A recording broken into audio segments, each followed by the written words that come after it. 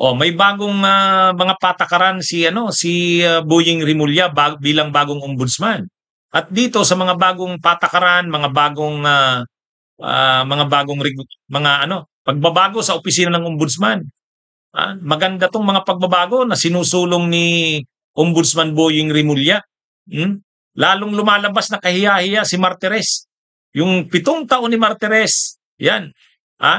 Ang bagal ng mga desisyon, maliliit na tao ang kinasuhan, yung mga malalaking tao na dapat kasuhan, pinalibre, at matindi pa.